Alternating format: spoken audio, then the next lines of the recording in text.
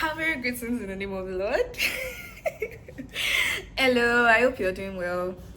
So regarding the last video I posted, I was talking about faithfulness of God and how we should always remember the faithfulness of God. We should always remember the miracles that God has done and ensure that when we're in similar situations, we should, like, the remembrance of those sins should help our faith in believing that God can come through the way He came through in the past.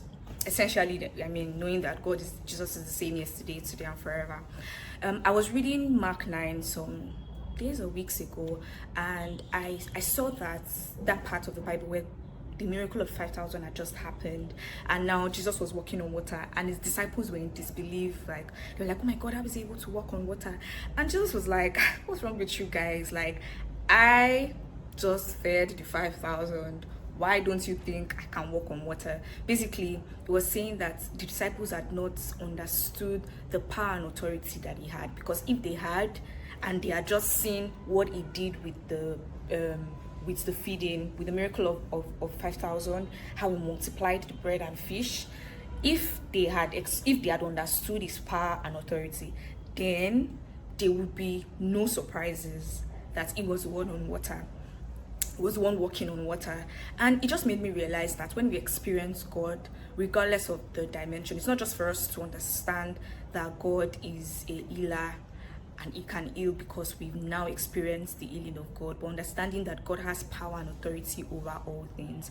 Because if we limit ourselves to our experiences and the experiences of others, then when God wants to do a new thing, we begin to limit Him and we begin to doubt, like the disciples. So if God wants to do something that you've never heard of, you've never seen, you've never read, if He wants to give you an idea that does not exist, or something just out of the ordinary that you've not seen before, then you begin to, that faith is not as strong. Then doubt creeps in because you can't place it.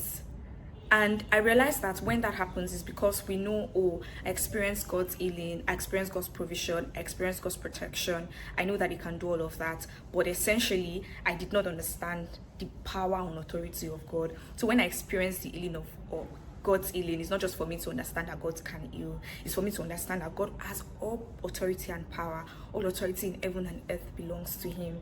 So tomorrow, if He wants to do something new, I know that He has the power to do it, and so I believe in it, not just because I have experienced something differently.